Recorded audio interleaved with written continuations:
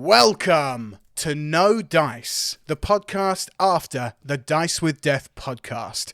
I'm your host, Ollie Bateman, and I'm joined by a Githyanki and goblin-hating bird, who to Zakaiya he would keep his word. It's the clerical bird person with no canonical last name. It's Ark, a.k.a. Mr. Jamie Powis. Hi. Just to confirm, I don't hate the Gith or the goblins, and I might not keep my word. Just to confirm all that.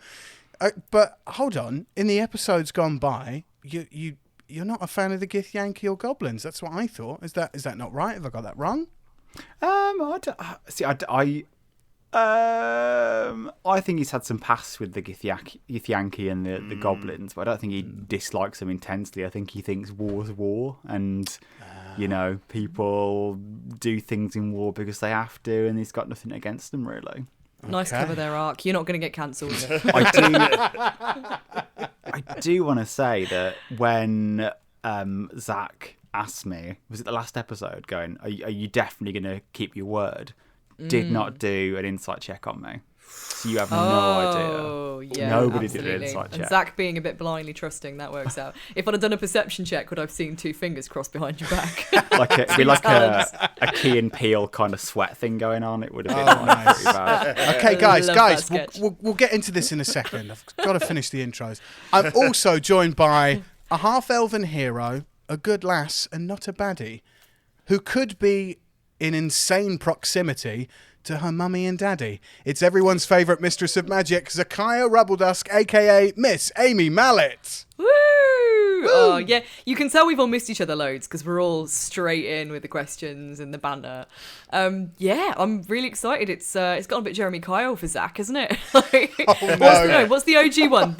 Was it Maury Povich, where they used to announce who the daddy Williams. was? You Yes. are not the father. Not the father.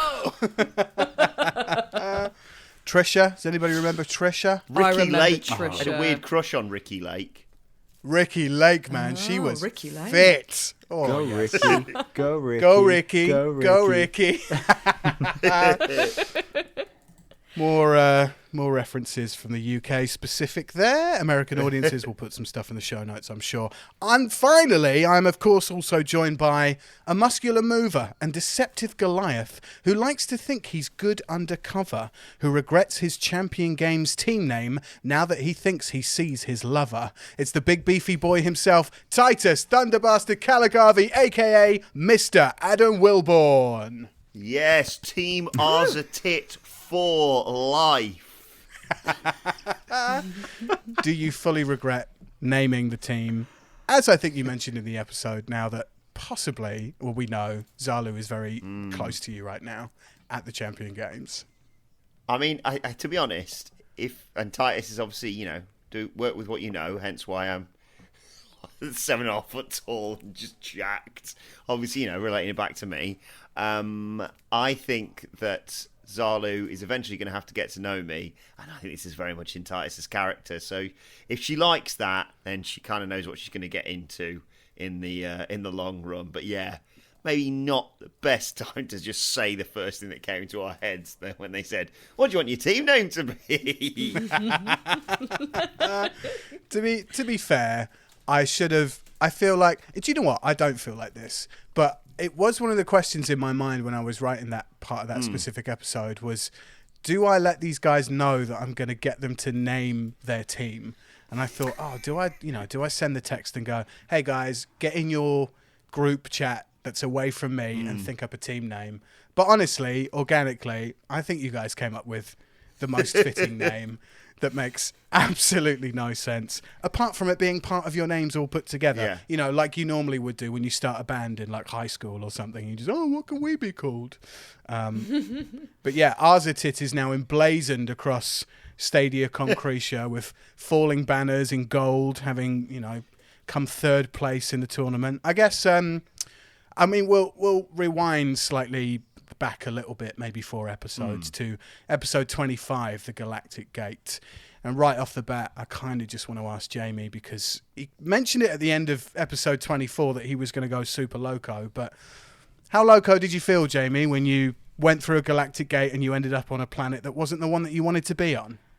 That was really annoying for Ark. Really annoying.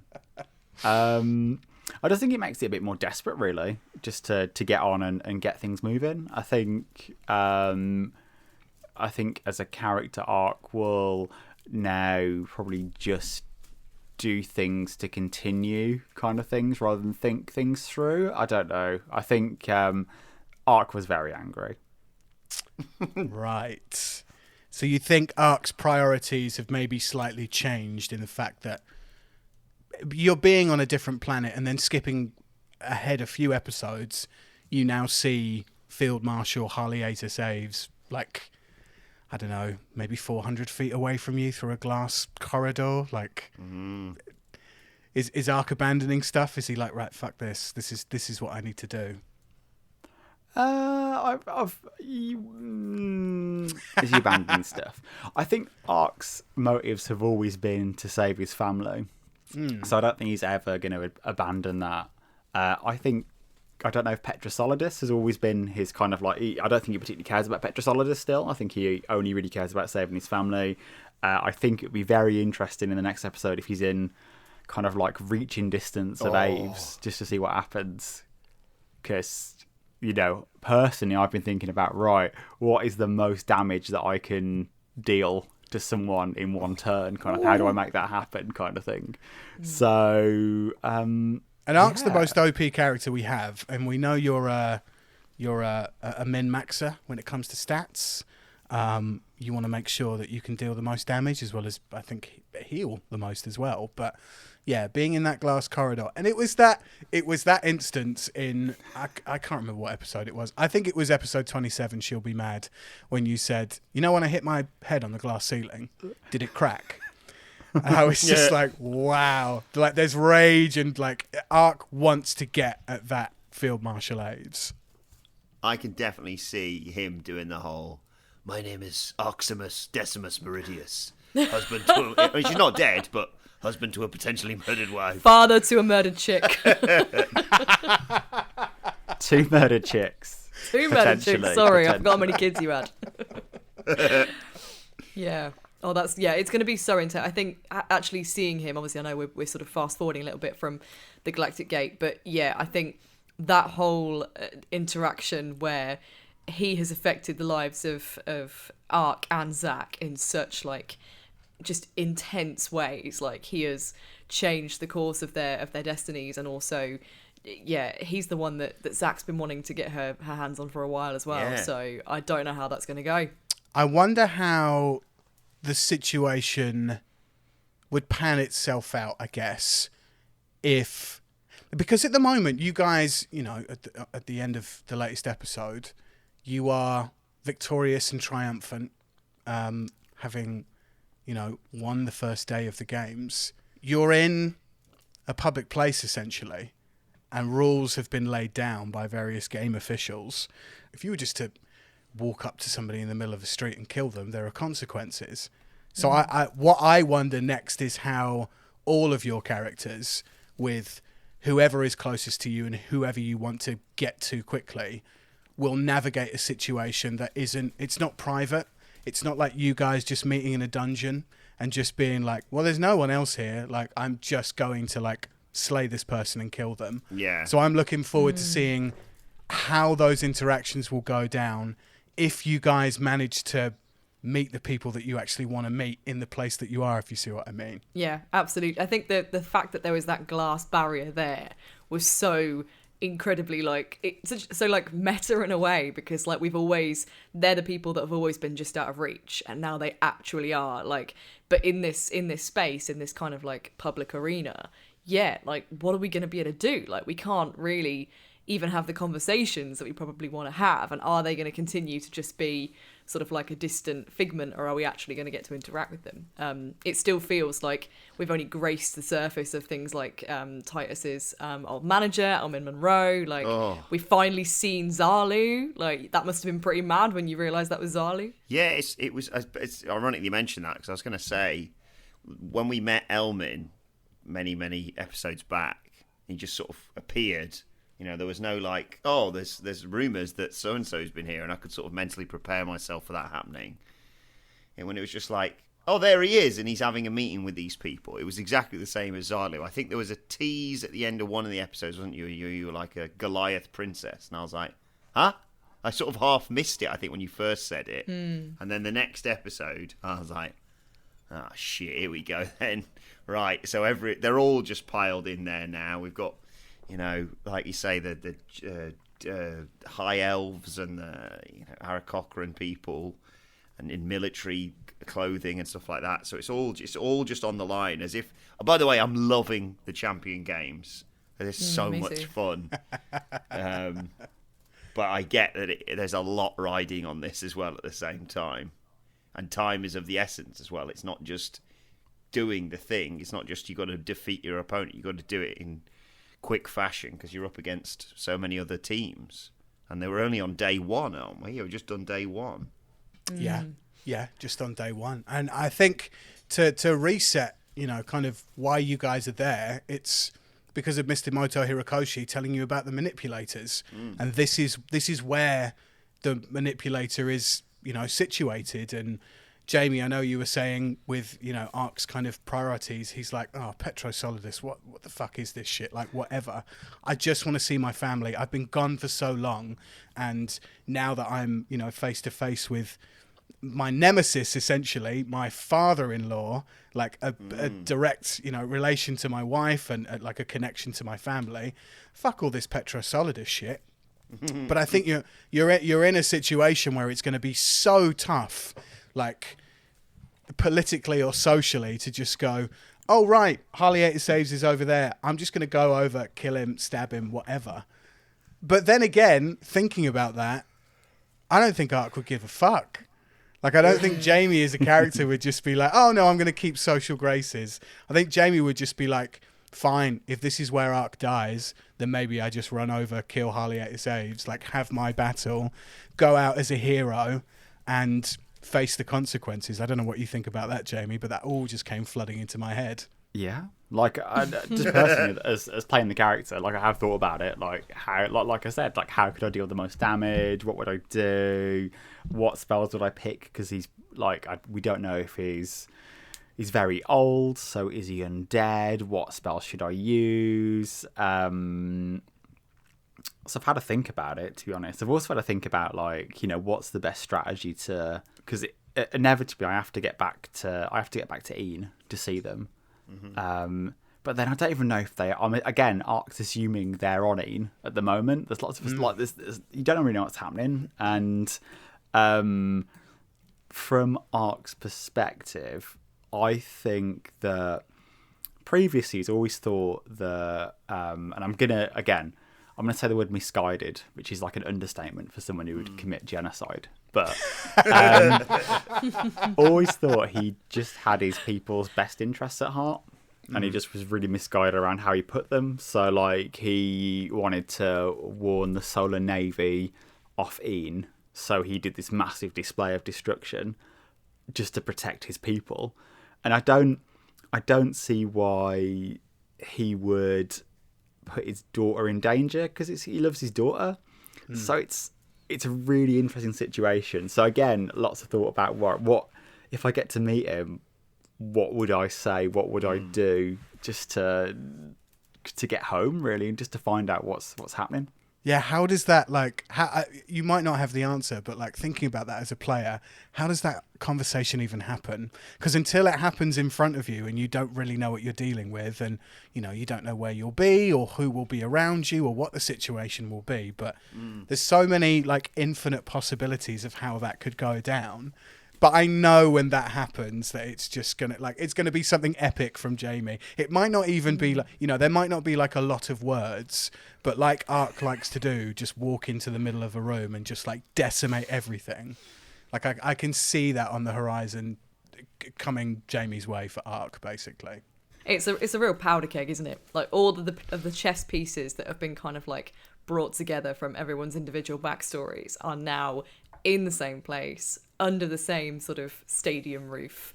I do think shit is about to go down. I can't wait to see how it goes. I feel like Zach is also at risk slightly of doing the whole Ark thing of just like not giving a fuck. And I think that stems from, like, with Ark, he has a family.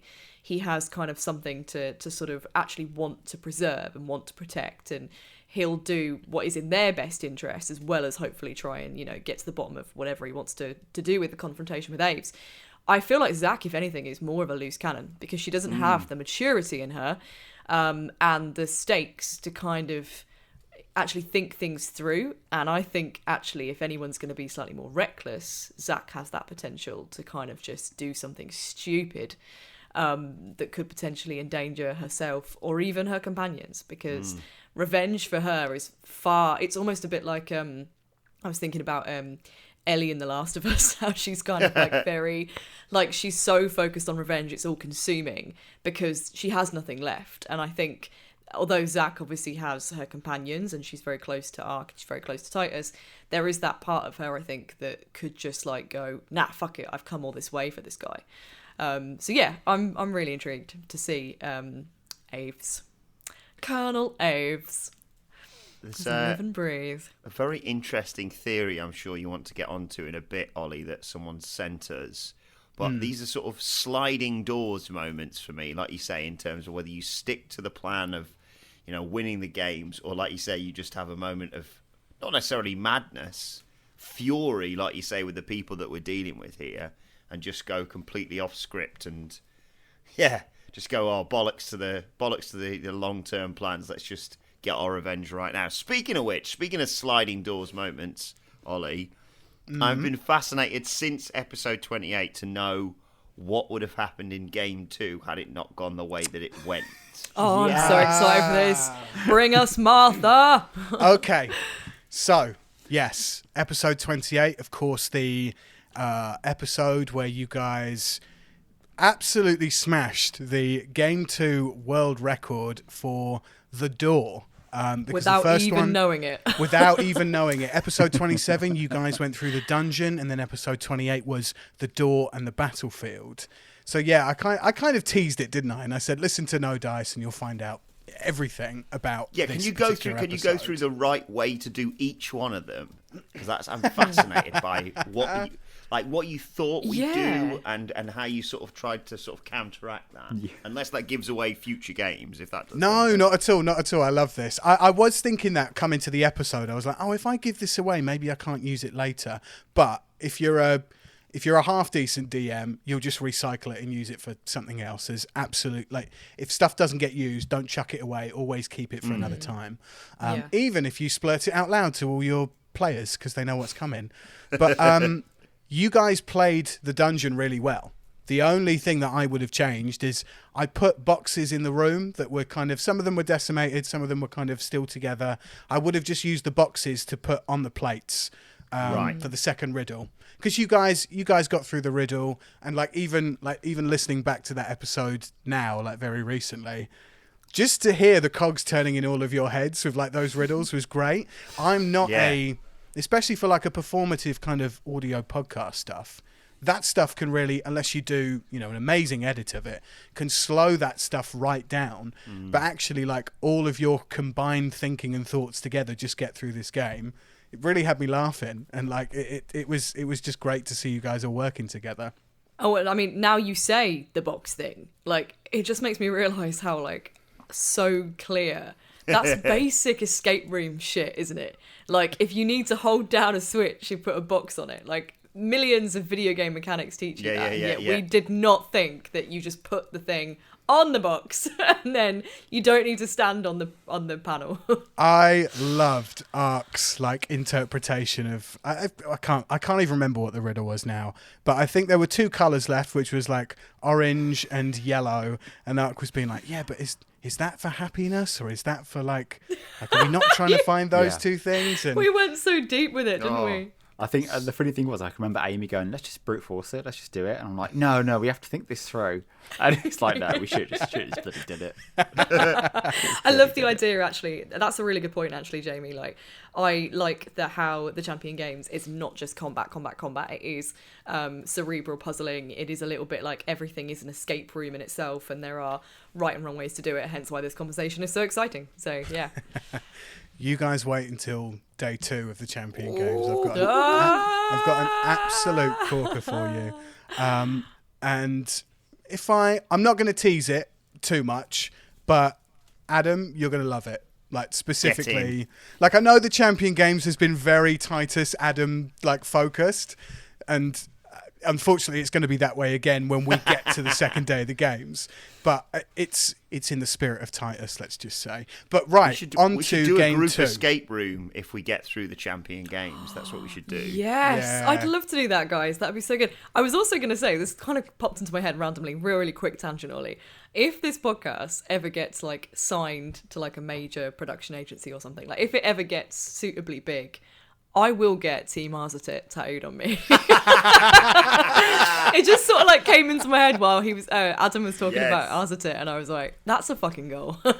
you know when all of the cast of the Lord of the Rings got that elf. The elvish tattoo on them or something, like everyone from there has got that. We just get ours at it. I'll get it as a if that happens, like I don't know what the stretch goal is. I'll get it as a tramp stamp on me.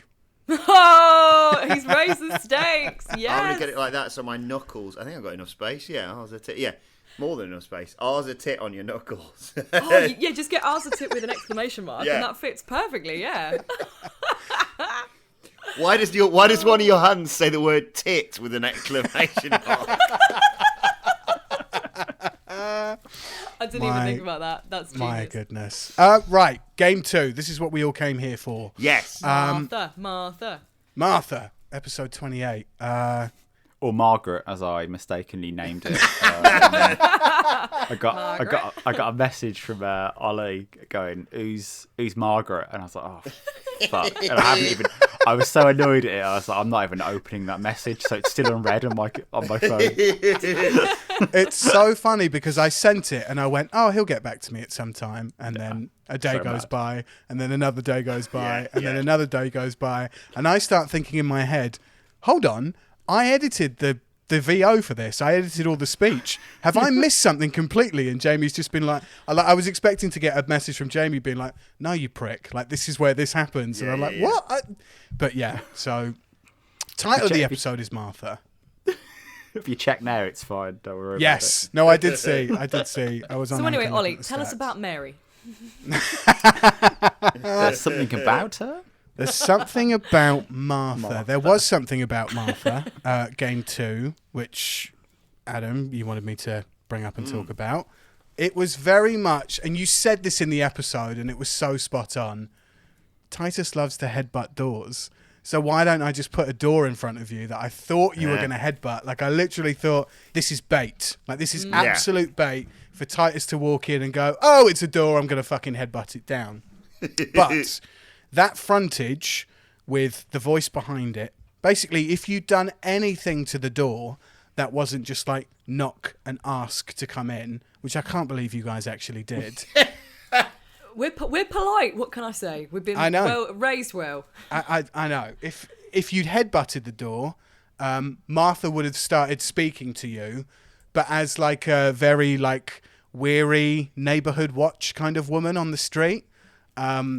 And she would have got so scared that she would have asked her big mountain giant brute of a son to get you guys off her doorstep. So essentially, if you'd headbutted the door or tried to pick the lock or climb in through a window, that sitcom frontage of that cottage would have been absolutely destroyed by a mountain giant who's like 20 feet tall, has a reach with a club of like 15 feet, so like can hit you absolutely anywhere in the room. God. And then Ark, you were up in the sky looking towards the back of the room that just went on and on and on.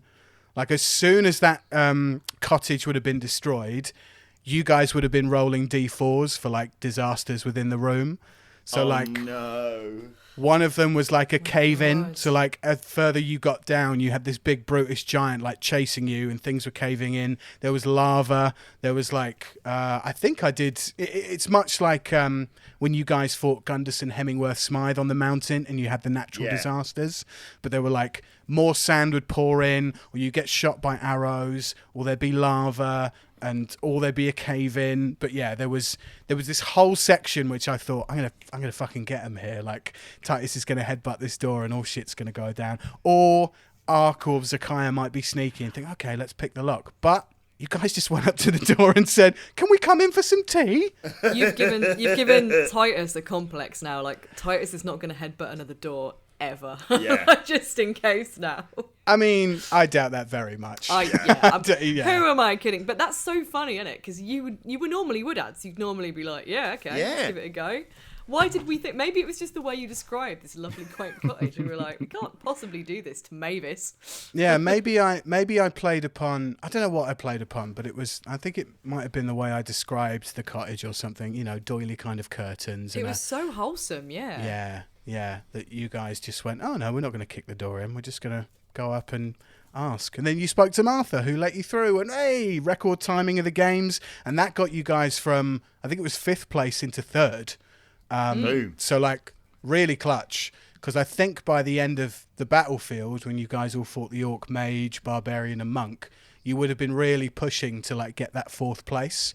Because behind the scenes, I'd rolled some dice just to see, you know, how many turns it would take for you guys to be in this place, in this position, and blah, blah, blah. So, yeah, you guys smashed it. Absolutely smashed it. But, yeah, very much like the Mountain, you would have been rolling natural disaster checks and facing up against the big mountain giant. And, yeah, all chaos would have consumed you for that round, which I actually think the way it happened was great, because we got to the battlefield quicker and got the absolute comedy of fucking Titus blowing sand in a barbarian's face and drop kicking him off a disc onto the mountain peaks below, and then you guys doing that Will Ferrell bit from Austin Powers. Yeah, that was great. Yeah, that was awesome. Yeah, I remember because he was climbing up, wasn't he, the guy? And I was like, oh, I'm just going to shoot him with an arrow, and I missed. And I was like, for crying out loud, I can't even shoot a guy who's literally a sitting duck on the side of a mountain. Yeah, that was awesome. I think it was genuinely really funny how the Martha thing went down. It was so surreal. I think that's what made it hilarious, was that we had not a clue what we'd done or not done in that environment.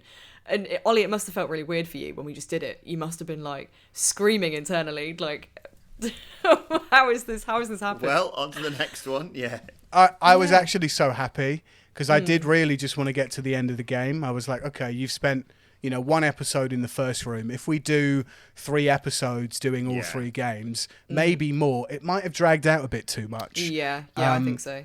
But you guys played an absolute blinder and just smashed through it, and, you know, reward you guys for doing, you know, the right thing. That's how it should be. I will point out the sand stuff as well, because I can't remember exactly whether or not we included that on the audio at the end of it, because it was when we were leaving the first room, and we sort of we're in the process of leaving, and we did the whole Ollie did his whole wrap up and blah blah blah, and I didn't want to cut across that, but after we finished recording, I was like, I just want to make sure everyone's aware, so I'm not bringing this up, you know.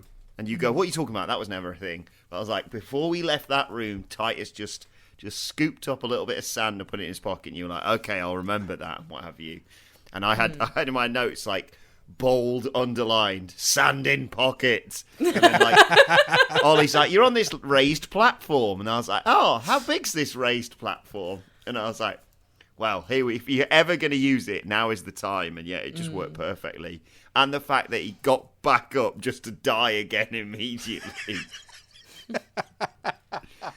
Finally made it back into this battle. Nope. See ya.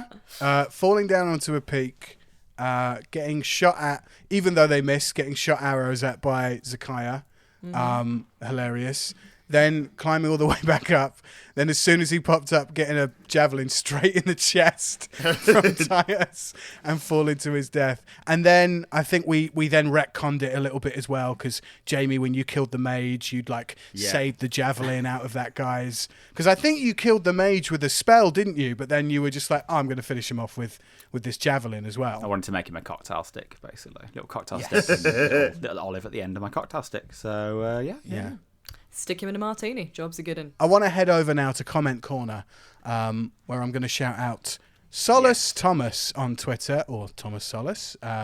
Thank you so much for your GIFs and tweets over the episodes.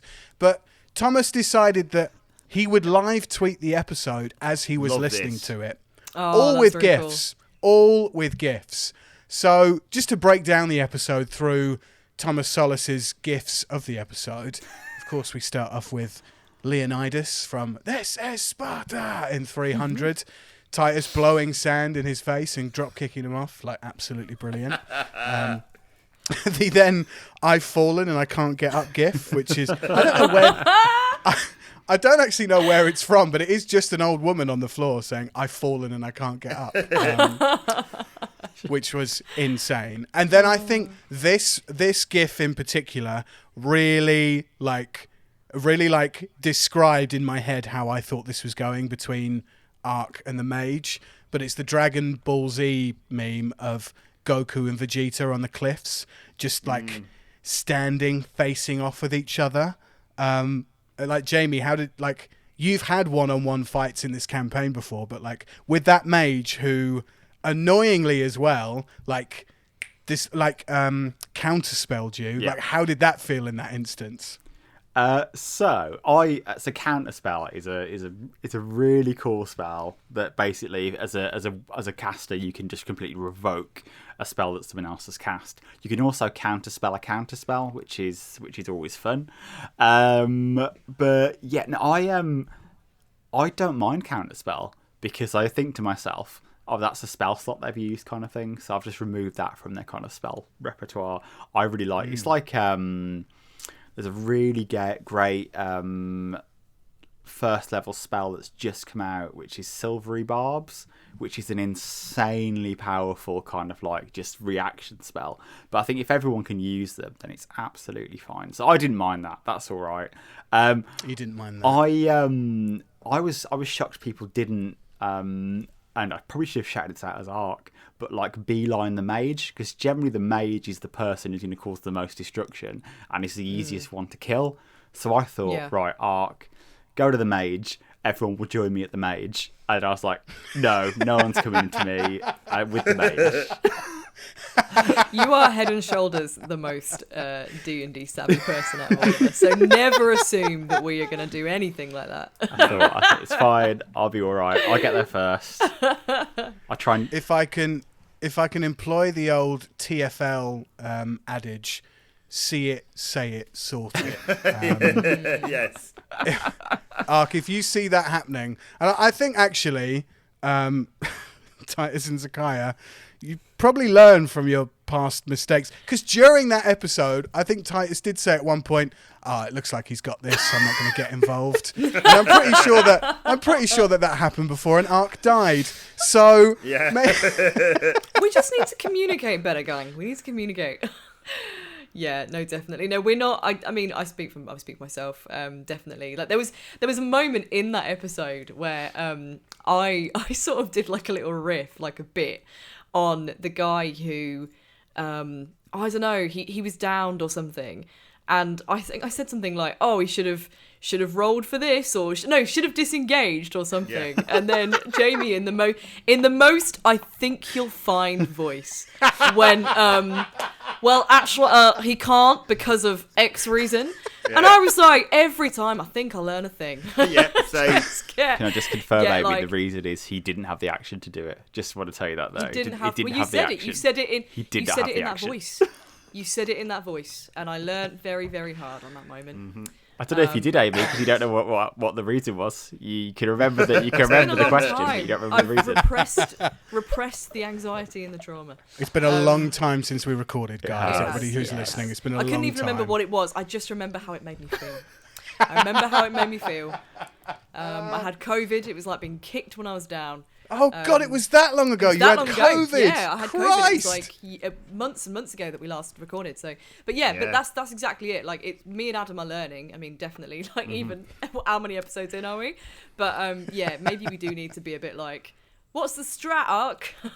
Well, no. Yeah, I mean, you guys always do that anyway. I think a lot of the times you do that. I mean, some episodes you'll go off on your own tangent because you're like, oh, I'm fighting this person, but you know, I think I mentioned a couple no dices ago, it felt like you guys were getting more tactical anyway. I mean, Zakaiya, you are casting spells like there's no tomorrow. Like in the last few games, you are just using your spells, and that makes me as a DM so happy, because you're like really exploring what Zakaiya is all about. And, you know, it might be an ice knife, it might be an entangle, it might, you know, here, there and everywhere you're using stuff.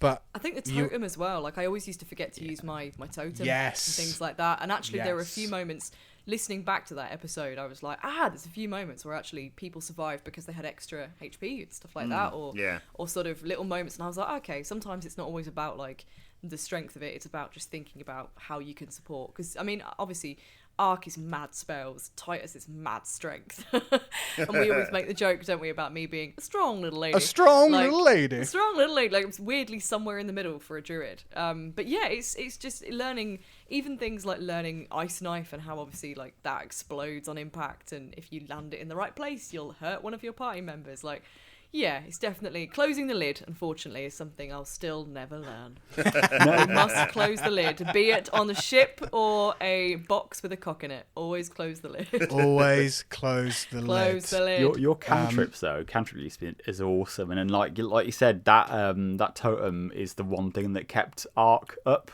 after getting beaten the shit out by a mage. I think it was a fireball that would have 2 fireballs. would have killed me if it wasn't for that totem. So thank you very much for your totem. You are most welcome, Father. You're most welcome. But it's true about approval accepted. Just the mage thing though is really useful to remember. Actually, thinking about it, because they are the glass cannons, aren't they? They are the weakest, and they're the ones who are going to cause the most damage. So go for the mage. It's the long range spells, I guess. It's the stuff that's like, if you're 60 feet away and you've got to spend 2 turns without using a dash action to get up to a mage, they can already do so much damage to you before you get there. So with Jamie's tactical mind within the D&D world, absolutely the right idea to get a wizard, get a mage, get at a sorcerer, get at a warlock, just get at them, because they will hit you from afar. Back to some of Thomas Solis's GIFs here, and we move on to, I think, one of my favourite, which is the "You shall not pass" with Gandalf as Ark electrocuted the Orc Mage, because I cast invisibility, and I was like, I've been really smart here. Invisibility, he's going to use some movement, he's going to get away. Ark just slams his staff down and just picks him out, because he's just at the edge of the area where you can get him. So you lit him up like a fucking Christmas tree, and the fight was back on. So a fun moment for me, even though I couldn't get away with what I was doing. The Ice Cube and Chris Tucker gift from Friday, damn, which I think is in reaction to Titus's final kill, the Barbarian. You know, that javelin through the chest, just brilliant. The Shawn Michaels poses, you're all posing on the end of the disc, and pyrotechnics are going off and it's flexing. The Thor electrical charge gif where Ark is calling down this lightning. That was really cool. That's just happening for like 10 minutes, and Zakaiya goes, I'm just going to walk off now, I need a wee. Like it's just going on for too long. And then Thomas Solis's like best gif for the whole episode, one that just summed up that cliffhanger right at the end, is the Douglas Renham gift from the IT crowd as he walks into his father's funeral and just, "Father!" just at the top of his lungs. "Father!" And then he runs down the little aisle, doesn't it? Oh, it's actually one of my favourite moments of the IT crowd ever. "I'm listening, Father." If anybody out there is listening and is either not from the UK or you're from America but you've not seen the IT crowd, please watch the IT crowd. Matt Berry is absolutely sensational. So fun. But it summed up the absolute mindfuck of an episode where, first of all, Zakaiya, you see a group called the Femme Fatals, who happen to have a member of that party in it who is a Champion Games winner previous, who Vixen, who looks the spitting image of you. You then had that flashback to, you know, where you were in your bedroom with your stepmom and the 4-year-old version of you. There's that picture on the wall that there was silhouettes from, which is connected to the necklace that's around your neck, and blah, blah, blah. And then it all makes sense. It's like, oh fuck, I look exactly like that person. And then right at the end, where you see this high elf who shakes hands with someone who is or will be your sworn enemy, Harley Ater saves, and then lifts their cloak off and reveals that, oh my god, I look exactly the same as that person as well. What is going on? What runs through Zakaiya's mind in all of that episode? Like, because that is an absolute roller coaster for you as someone who is like, parentage is questioned at this point in the campaign. Oh god, where to begin? I mean, obviously, you know, Zach had the first inkling of the fact that, like, I mean, she obviously knows the gnomes aren't her biological parents, but I feel as though she always just sort of put that to the back of her mind because of how happy she was where she lived with Brenna and her dad, and I just think it's especially her mum. There was such a close relationship there, and then when she met Madame Morgana, that's when we get that whole, oh, you know, your mother is proud of you. So that's the first clue. But so much of this now has, like, it's a bit like catchphrase, you know, like when the bits of the picture start disappearing and you finally start to go, oh my god, yeah, I totally know what that is. Like, she really, at this point, although she's clearly very confused and overwhelmed by it, has a real understanding that whoever this person is that she's looking at is most likely related to her. And the fact that the woman, the games attendant, reacted so weirdly to her as well, that obviously, like, really, you know, that hadn't gone unnoticed to me either. And the picture, obviously, Vixen is clearly, you know, at this point, she thinks that is her mum. She does. How she's going to approach it, though, is just sort of, I mean, obviously, I don't want to give too much away, but I think she's just so confused at this point. And you've got Aves, who's there almost like distracting her attention in a negative way. And then, you know, the whole parenting issue in the other sense. So it's like, will she choose to explore that, or will she just kind of choose to stay loyal to her not her birth mum and dad, her adopted mum and dad, and stick on the Aves route? So it's an interesting place to be in, I think, as a character with that kind of backstory, which, I mean, you brought that to the table when we were coming up, you know, with the character's backstory anyway. So yeah, an interesting dilemma to have and be a part of, I think, especially being the person in the campaign who on both occasions has rolled the best perception check to see what's gone on and been like, oh, hey guys, is that are those high elves? Is that a Goliath princess? And is that an Ara Cochrane like military man kind of thing? Military man kind of thing. But like the naive nature of Zakaiya, like seeing all that stuff and then realizing all that stuff is so like I think it's like a kind of coming of age story for me with Zakaiya growing up through this campaign and becoming smarter and becoming switched on to more things. And yeah, I mean, I think you've all got so much still to explore within your stories in this campaign. There's like endless possibilities, but it does put you all in a quandary. And I love that because you guys get to decide what you do. You know, there's so much like railroading or steering that I can do to get you where I need to. And then you guys go, well, these are my character's priorities. This is what I want to do. Do we all align, or do we split, and do we end some stories, and do we start some new ones? Like, that's the interesting part for me. That's coming up very soon, I think. I think, how are we even going to have that conversation as well? I keep thinking about that. I think, how do you approach a character that you've never met and be like, I think you're my dad? You just don't, do you? Like, that's going to be really weird to do narratively. I wonder how that's going to come about. Yeah. So yeah, it's really exciting. Yeah, totally. I'd like to jump back over to Comment Corner now. Thank you, Thomas Solis, for all your live... Thank you for your gifts, Thomas. Thank you for tweeting gifts. Thomas. It's great. I'd like to send us over now to Comment Corner, and a comment that we actually missed from James Winchester, who sent us in a voice message. Right? When we did that guy Jim, isn't it? I know this guy. It's that guy Jim. He sent us in a message for the birthday no dice that we did. That was the last no dice that we did. So he sent us in a message, completely missed it because I think we've recorded it and then he sent it in. But it's about a minute-long message, and it's very sweet and very nice, but also very funny, and brings me on to my next segment, which is his Zakaiya theory. So let's have a listen to James Winchester's voice note that he left us. Hi guys, hope we're well. Listen, there's far too many moments from this podcast for me to say are my favourite. Couldn't possibly narrow it down to one, so I'll just go with a few things here. Firstly, fuck Lakeland Sega. Secondly, Ollie, these mind shadows, fuck you for them. They are terrifying. Adam, been a fan from What Culture, so to hear you bring Titus to life is just truly refreshing to be hearing you let loose like this. Amy, well, Zach is sus as fuck, but you're a joy to listen to. Jamie, keep these whippersnappers in line. They will run over you otherwise. And Ollie, thank you. Thank you for your no dice. That was truly eye-opening. And thank you for this world. It's been truly inspiring. Thank you, James. Oh, that is such a lovely message, James. Thank but also, you, James. I mean, thank you for the lovely message, but James is sus as fuck. Yeah. Oh my God. James is sus about Zakaiya being sus.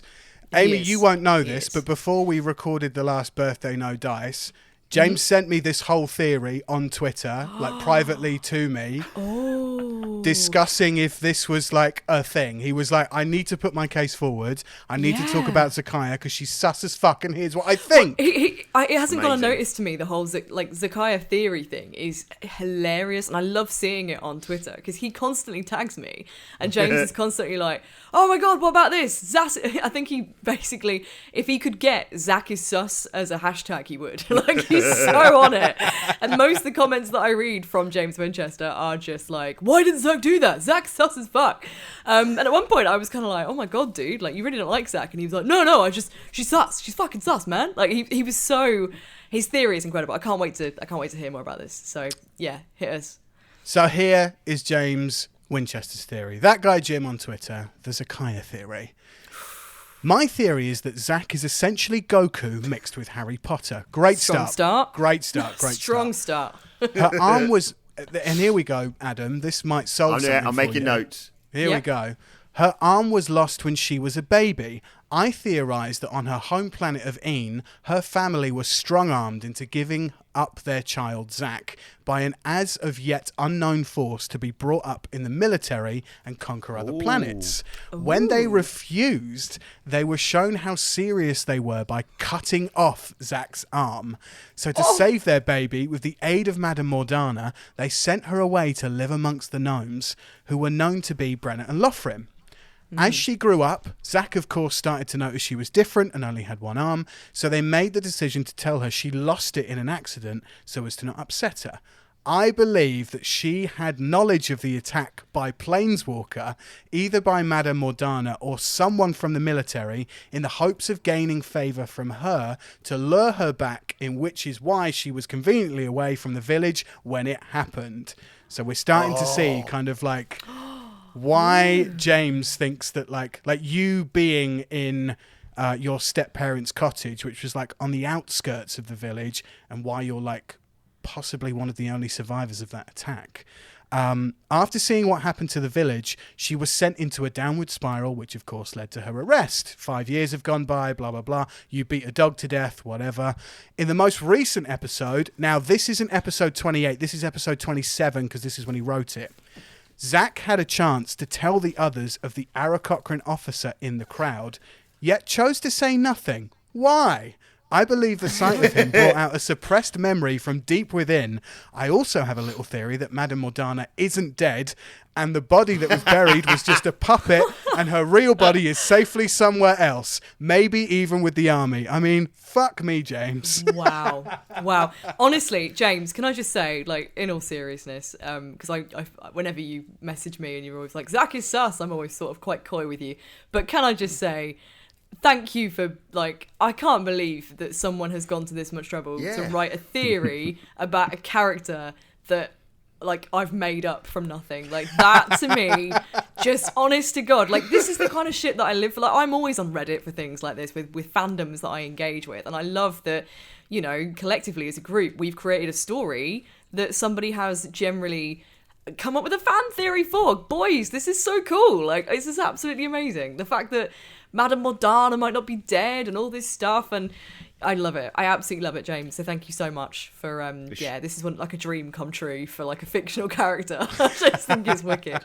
Ollie, is now the right time to mention that we've got a special guest on the next podcast that we do.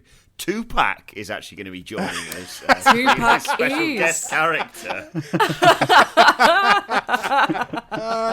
Yes, Tupac Shakur on episode 29, is it? I don't even know. Yeah, I think it is.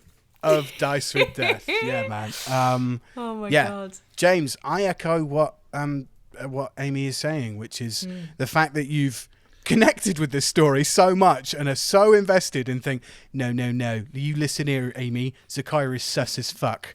Zakaiya is sus. I do agree because Jamie, speak on it. Speak on it. Tell the people. Tell the truth. Come on, tell them. Because like your stats are slightly sus. They just don't. Because your high strength. Yeah. Your high strength is sus, and I don't understand why you need high strength unless you're going to multi-class in the future. I think this is brilliant because every single time James Winchester brings this up, I love it because I actually one of these instances I can't argue with, and that is the fact that in the most recent episode, when Zach had a chance to tell the others about the Ara Cochrane officer, she didn't. And it's weird. Like to me at the time, I didn't do that to throw fuel on the fire because he was already, you know, Zach is sussing me on Twitter before that. But to me, that was almost just like, she wants to kind of like, she doesn't want to, I don't know, almost like say anything to the others because it was almost like she clocked it, wasn't sure if she really saw it. It was so much more throwaway than I think he read into it. But I completely concur. That's sus as fuck. When I actually listened to that episode back, I was like, oh my God, Ames, why did you do that? Of course that looked bad. But at the time, I didn't think about it. But up until that point, I can't think of anything that's sus about Zach. But again, the stats, I can see why they'd be read that way. And I was laying in bed the other night and I was thinking about it. And I was like, what is sus about Zach? And I do think it is just that she's been made by a D&D noob who's just like not quite sure for her first time really what she's doing. And it's sort of like, what I can liken it to is kind of like when you see, I mean, obviously video games are the only thing that I tend to relate anything to because that's kind of my biggest passion. But when you see someone playing something and they do things really weirdly because they've never been sure how to do it, so maybe like they control the camera really odd or something because they're just, it's strange to them. I guess that in itself is probably why Zach feels sus because there's bits that don't make sense about her creation. But I just love it. And I'm tempted to, part of me was like, should I just go with it? Should I make her a double agent? Because that was James's first point was that Zach was a double agent. He was convinced that she was working for someone else. And all I can say is it's given me a lot of inspiration for, you know, stories and stuff in the future. I can see why someone would listen to this campaign, listen to the first episode and think you were some kind of super soldier killing 30 guards all at once. Yes, see that as well. That's weird, isn't it? It all builds up. I mean, maybe you being shot in the middle of a forest by a sniper and not immediately dying is sus. I don't know. The amount of things you've survived or maybe not said initially, that could all add to the susness. But I'm never upfront about the arms situation either. So that's true. There's a lot more mystery, I think, surrounding Zach than there is about Ark and Titus. And maybe that's why. Adam, any more theories you want to pose about the arm that Amy may or may not be able to answer at this point in time? I'm not going to posit any theories. I like Titus consistently trying to catch her out. Yeah, and just trying to be the most casual but blatantly obvious. Just remind me again how that the arm thing happened. I loved it when you asked me when I was a dog, and I was like, and you were like, I swear you were speaking English a minute ago. I can't believe the fact that James has won me over with conspiracy theories. It's been a bad few years for me in conspiracy theories. I've not been a fan of them for quite some time, let's just say, on the internet. But this is one I can finally get on board with. Okay. So cool. The fact that he states that Zakaiya had knowledge of the Planewalker attack is like, that makes you so double agenty, it's unreal. Yeah. But I think, and James, I say this in the nicest possible way, I think you're thinking too Final Fantasy at this point with that kind of stuff. I mean, I think you should think more Final Fantasy in every Sure. situation ever. So Yeah, I think maybe. I think it's I genuinely think it's I think there's a deep part of me that's like, I almost want to like prove James right, so I can be like, hey, give him the gratification of being like, I worked it all out, look at me. I was saying Zach was sus from the OG from day one. But yeah, I mean, there's a lot of but the Madame Morgana thing's interesting because that's not something we players know anything about, and Ollie has been known to throw the odd twist. Yeah. So there might still be things. I mean, Squiddy as well, going into the famous campaign question that we love to ask every single time we have a no dice: is Squiddy dead? No. I think we missed the twist for Madame Morgana because I don't know if you mentioned this on the episode, but if you go back, remember the episode Ceremony? Titus had a wish stone which started to glow and charge and do really cool stuff when we were kind of saying goodbye to Madame Morgana. But Adam, you didn't tell anyone about it. Oh, Adam. Oh, bollocks. Titus Sorry. is sus. Titus is sus. That's it, James. Change everything. Delete everything on Twitter. There you go. You got a short hashtag. This is a Titus is sus campaign now. Titus is sus, not Zach. He's going to come back with a theory about how Titus is Planeswalker. Yeah. They're going to be like, Titus, quick, pass us the thing to save us. And I'll just turn to them and go, au revoir, and then leave. He's like, are you telling me that this motherfucker had the chance to headbutt a door and he... And he didn't take it? By God. Jamie, great point brought up there, because that is absolutely something that was missed at the time. But do you know what happened? Do you know what happened then? Because that Wishstone thing happened, then you leveled up, and then you met Lakeland Zaga, and all of your attention went on him. Yeah. That's what happened. I gave you a character that you immediately hated, and you went, I've done the campaign, I want to hate this prick. But yeah, Jamie, you make a very good point. There is a wish stone currently in Titus's satchel in his pocket. It did do some pulsating and glowing when you all did your speeches at the ceremony and at the start of the episode where you met Lakeland Zaga. I can't say any more on that. That's so basically what you are saying there is it's all Lakeland Zaga's fault, which I can believe. Yeah, sure. Fuck sure. Lakeland Zaga. Just fuck him. Lakeland Zaga. It is all Lakeland Zaga's fault. Well, maybe on that note then, fuck Lakeland Zaga. I think we'll wrap the podcast up there. Thank you so much to my players, Jamie, Amy, and Adam, for coming through and talking about all the episodes of Dice with Death that we haven't quite caught up on, the last 4 of the campaign. You can subscribe to us on Apple Podcasts, Spotify, Google Podcasts, and even brilliantly, more brilliant, whatever, English Ollie, you can leave us a 5-star review on Apple Podcasts and on Spotify. Jamie, I don't know if you've seen it, but I've seen the people leaving 5-star reviews on Spotify, so we'd like that to continue, wouldn't we? Thank you so much for giving us that 5-star review. It really helps us kind of grow and kind of get on those charts on Spotify, which is amazing. Thank you to everyone else who's participated in this episode. Thomas Solis, little clap for you, Thomas. James Winchester, thank you very much for your input and your theories. If you want to get at us on the social media, we're at Dice Death Pod. We're always on Twitter. So if you want to send us your theories about the campaign so far, what you've enjoyed or what you're looking forward to, do. And yeah, download the Anchor app, find us on Anchor, and send us a voice message like James and everybody else did for our birthday No Dice that we did earlier on in the year. Jamie, is there anything you'd like to plug and then say your social media handle? Not really. I just want to thank everyone for the patience, really. I've to be a bit kind of like just share my life story at the moment. I'm really not too well at the moment. So I just want to say a massive thank you for like your patience with like the episodes and everything. And I'm, we're getting through them. But yeah, thank you so much. You can, if you want to get me on social media, get me on Twitter. I'm at Jamu1987. Yeah, thanks for everybody's patience. We know we took a 5-6 week break, but honestly, we needed it. I quit a job. Amy got ill. Jamie got ill. Adam flew to the States and was never going to come back because he was going to live at I went to WrestleMania, baby. He went to WrestleMania. Adam arguably had the best time. Yes, he did. Adam had a lovely time and we were all crying back home in the UK.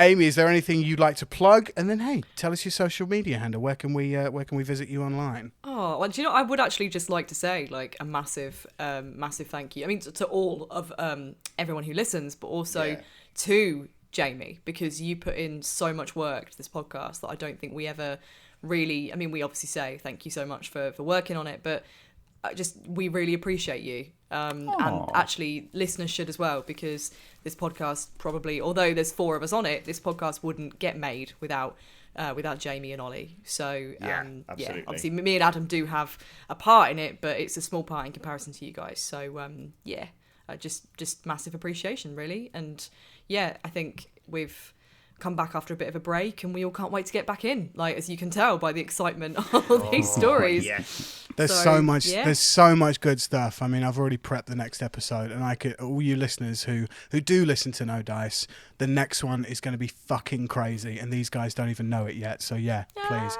Thank you to Jamie. Thank you to Adam and Amy as well, like, for being part of this. This is great. Thank you to me, because I'm me, and I want to thank me. Adam, is there anything else that you'd like to plug, and where can people get at you on the social media too? Yeah, just to echo everything that Amy said, obviously, and in a weird sort of Uno reverse kind of way, because often I'm on What Culture plugging D&D.